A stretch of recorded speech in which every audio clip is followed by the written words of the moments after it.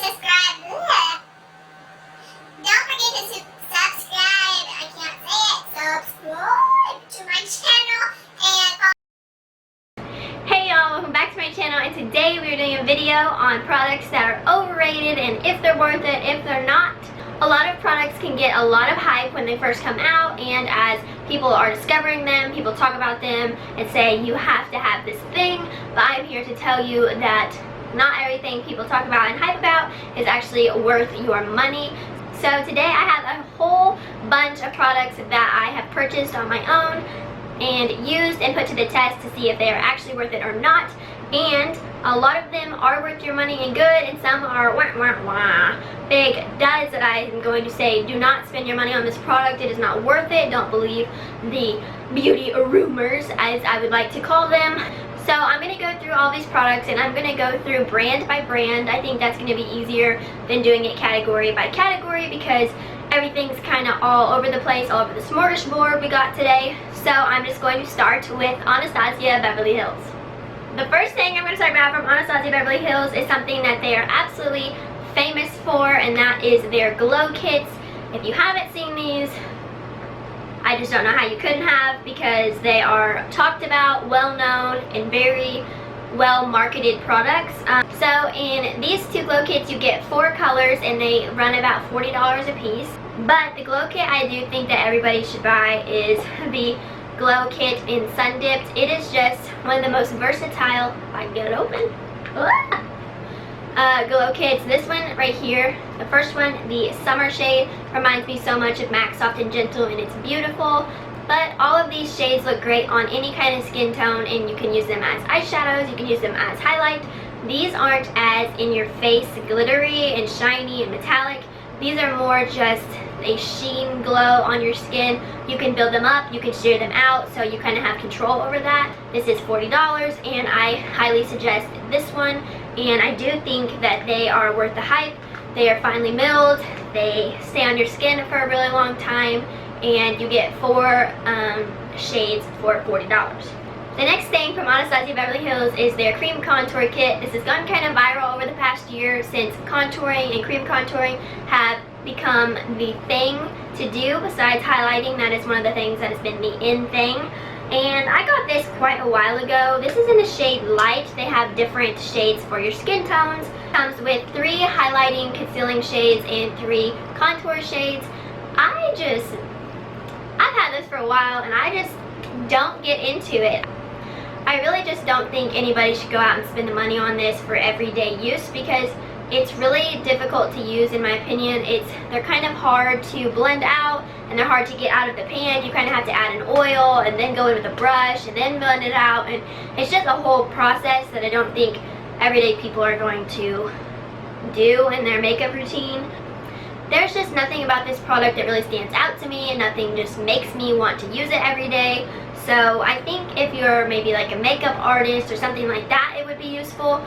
But an everyday person definitely does not need to fall into the hype and buy this, because there's another contour product that I will say that is much easier to use and much more worth your investment. The thing from Anastasia Beverly Hills that is worth your money and your investment is their contour sticks and their foundation sticks.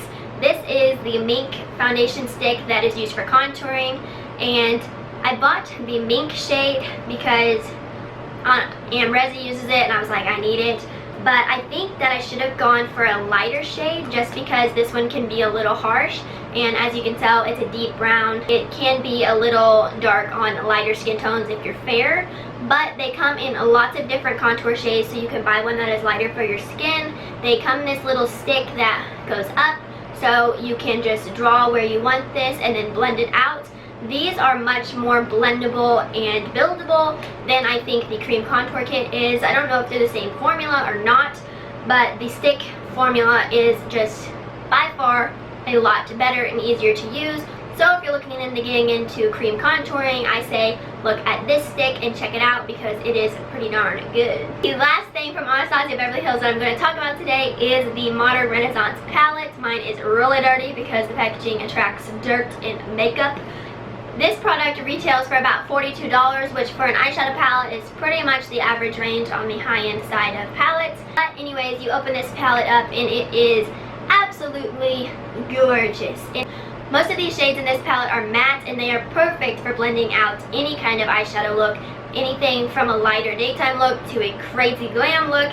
These shades are phenomenal. They are smooth, they are buildable, they're blendable. You've got a great range of shades in here as well. You go from your browns to your reds to your pinks to your oranges and your burnt oranges. This palette is worth every single penny, and I reach for this palette all the time, and it is definitely worth the hype. I think if you're looking for a palette that you're going to have a lot of versatility with and you're going to use a lot, then I say this palette is one to pick up.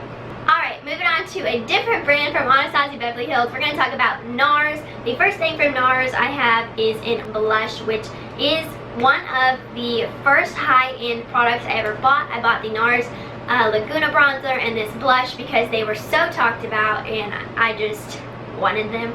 This one is the Orgasm blush, which is a pink blush with gold shimmer in it, and if you haven't heard about this blush, it is good on every kind of skin tone and it is beautiful.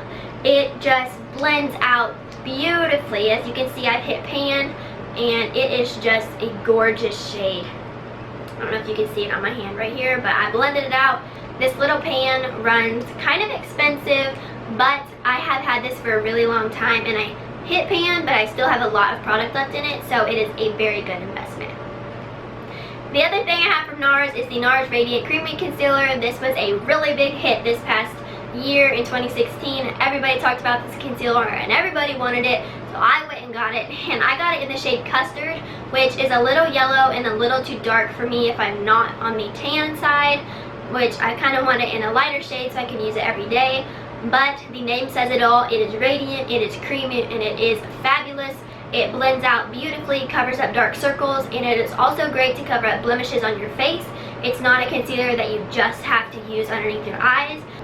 So I do think that this product is worth the hype. It is beautiful, it blends out beautiful, and yeah. The next product I have is probably the most hyped up product besides one other in this entire video, and that is the Tarte Shape Tape Concealer. And I posted about this on my Instagram and I got a lot of likes on that picture, but I got this in the shade Light Medium, and it took me a long time to actually buy this product and try it out because I was like, you know what, I doubt it's worth the hype. But I was wrong, of course, because it is. This concealer is on the very, very, very, very coverage side. It is full coverage concealer. It is going to cover up anything you put this over. But while being super coverage, it is not super heavy. It's super lightweight and it blends out beautifully and it leaves your skin just looking amazing. Powder looks great on top of this as well to set it. It doesn't look too cakey with anything on top of it. And I think Tarte did a very good job with their concealer that everybody talks about. This comes in a ton of shades. I mean, you can find your perfect shade in this. This is just a great product and it's definitely worth the hype. The next thing I have is from Estee Lauder, and this is the Double Wear Stay in Place Makeup Foundation. This is one of the foundations that when people say their ultimate favorite foundation is, this comes up a lot. I have this in the shade 1C1 Cool Bone, which is very fair, and I was very fair when I went and got matched for this, so I tend to mix this in a lot of foundations now to lighten them up. But this foundation will stay on your skin all day long. It won't move. It is so lightweight with a ton of coverage. I mean, like what you compare other foundations to on the coverage scale, this is at the top, and then you compare everything else to it. It is worth your investment. The next thing is this setting spray from Urban Decay. This is the De-Slick setting spray, and I have gone through so many tubes of this, tubes, I don't know what you would exactly call this, but it comes with a little spray nozzle, and you spray your foundation and everything after you put all of your makeup on, and it is supposed to lock in everything, kind of make it all into one and let it last all night long. I only use this whenever I know my foundation is going to have to stay, like if I'm going to be outside at a concert, if I'm going to go to a concert, if I'm going to anything I know that my makeup might slide around, I use this. but I don't use this on a daily basis because it can be kind of much and it makes your skin kind of look, I don't know, a little plasticky. I don't know if that's the right word to explain it, but if you do have issues with your foundation and everything sliding off your face, one, invest in a primer, and two, get this setting spray because it will change your life.